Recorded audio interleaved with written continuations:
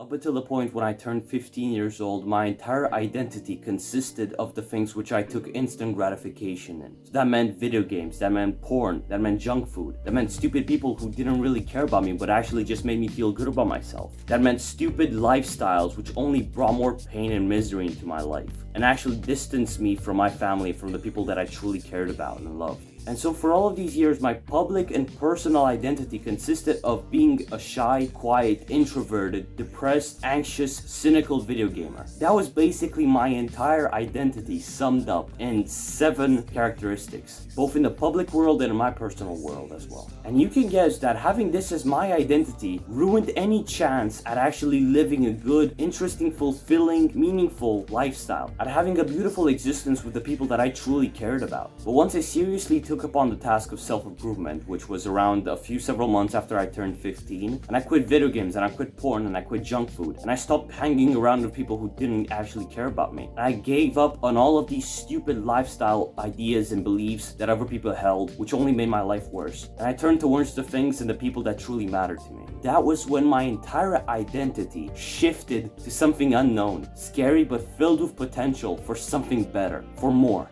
I had to reinvent myself. One thing that you need to understand is that once you start self-improvement, once you seriously go upon this process of changing your life, of living for more, of living for the better, living for the truth, once you start doing this, your old thoughts, your old beliefs, your old opinions about the world and about yourself and about everything around you will only bring you down. So you need to sacrifice everything that you have gained from exterior influences. Sacrifice all of the thoughts, all of the beliefs, all of the concepts that you have gained about the world which don't serve you, which you know are bad for you. Get rid of them instantly, because they're nothing that will actually help you improve in your life. Because, I mean, think about it. Up until this point, you have lived with those thoughts, with those beliefs, with those ideas in your mind, and they have done nothing but destroy your life. They have done nothing but distance you away from the people that you truly love and from the things that you actually enjoy doing and which are actually meaningful to you. So why keep listening to them? The alternative to this, which is the right alternative, is to sacrifice those things completely. Get rid of them from your life. Reduce your identity down to 0. Start fresh. There will be a certain period in your life when you won't be able to relate to much or to any other people around you. You will feel lost, maybe directionless. But that is when you have to take upon the task of looking within yourself, of finding the real meaningful things and the traits and the ideas and the beliefs that you actually hold yourself. And of course, you won't be able to completely do this without having some exterior influence, maybe from your parents, maybe from culture. But once you take that exterior influence from social media, from video games, from porn, from junk food, even junk food, man, it can give you a lot of characteristics, right? From stupid people that you hang out every single day with. From stupid social standards that you indulge in by watching TV, by being in school every single day and having to listen to stupid people. It is time for you to look within yourself and to get rid of all those stupid things which have only done nothing but badly influence you up until this point. But try to keep those main moral values that you have gained over the years from your culture, from your family, because those 2 things, they are the most important and maybe the only exterior influences that you should have upon yourself. Because culture is something that has been built along with hundreds and maybe thousands of years.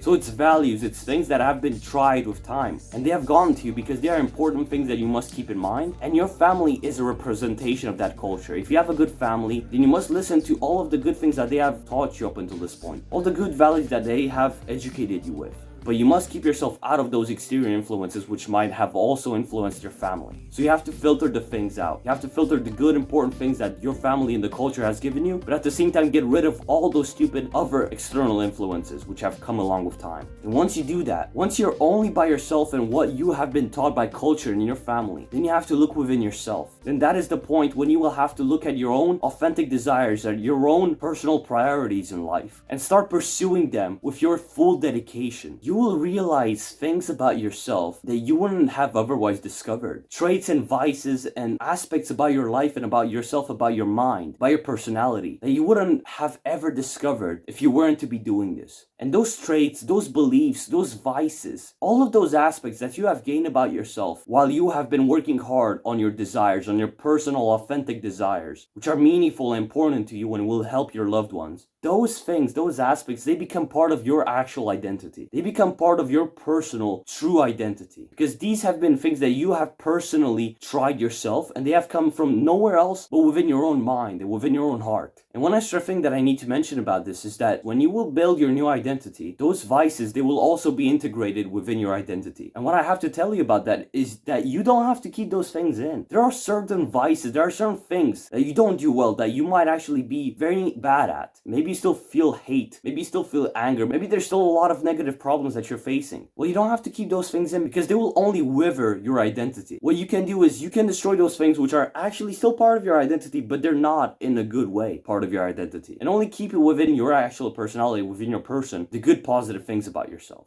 But that requires time, that requires effort from no one else but yourself.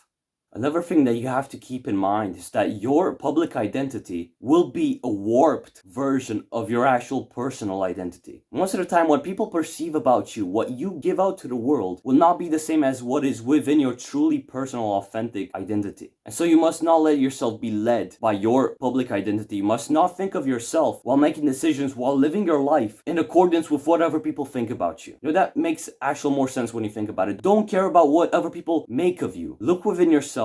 Look at what you have built yourself, your values, your strengths, and maybe you will actually need to have other people's opinions about your life matter to you. And you will take those opinions from the people that you truly love and no one else. You will take those opinions from the people that truly matter to you, the people that truly care about you, and they want to see you grow, they want to see you make progress in your life towards the things that you care about. Those are the only people that you're allowed to care about their opinions of you. Everyone else, you don't know whether they want to be helpful to you or if they would just want to bring you down because of jealousy. And so you must be very careful when thinking about this. Don't base your identity on external factors. Don't base your identity around what's the current thing going on at the moment. Because so many people do this, right? I mean, look on Twitter, look on Facebook, look on Instagram. A war breaks out on the other side of the world, and suddenly everyone makes that their entire personality. There's a movement going on, and suddenly everyone makes that their entire personality. Don't do that. Don't base your identity on external factors, because once those things die, once those things go away, as they always do, by the way, because everything goes away, everything comes and goes. Once that happens, you will be left with nothing to yourself. You will have nothing to prove to yourself that you exist. And there's an exception to this, right? External factors might still include culture. And culture and family, which I believe are very closely connected, are things that you have to keep within your life. They are things that you must not get rid of. Because you have seen those people who don't have any connection to their family or to their culture, on the street maybe, on the internet. Have you noticed just how lost they are? Have you noticed that gray in their eyes?